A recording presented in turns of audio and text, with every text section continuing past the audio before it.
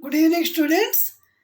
ఆంధ్రప్రదేశ్ తెలంగాణలో ముఖ్యమైన నీటి ప్రాజెక్టులు ఇప్పుడు చెప్తాను మీకు.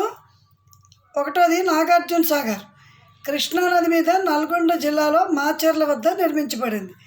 రెండోది శ్రీరామ్ సాగర్ ప్రాజెక్టు, గోదావరి నది మీద నిజామాబాద్ జిల్లాలో పోచంపాడు వద్ద నిర్మించారు.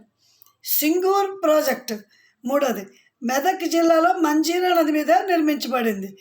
నాలుగోది పోలవరం ప్రాజెక్టు, విశాఖ, తూర్పు, పశ్చిమ గోదావరి, కృష్ణా జిల్లాల్లో ఎగువ ప్రాంతాల భూములకు నీటిపారుదల ఏర్పాటు చేసే నిమిత్తం పశ్చిమ గోదావరి జిల్లాలో పోలవరం వద్ద దీన్ని నిర్మిస్తున్నారు.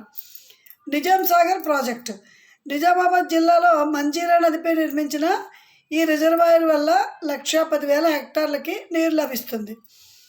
ఆరోది సరద్దర్ కాటన్ బ్యారేజ్, గోదావరి నదిపై పాత ఆనకట్ట స్థానంలోనే ధవళేశ్వరం వద్ద దీనిని నిర్మించారు.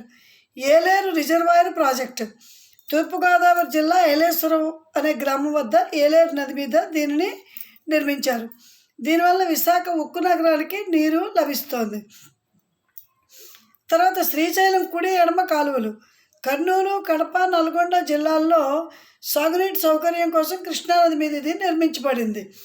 తర్వాత సోమశిల ప్రాజెక్టు, నెల్లూరు జిల్లాలో సోమశిల అనే గ్రామం వద్ద పెన్నా నది మీద నిర్మించబడింది.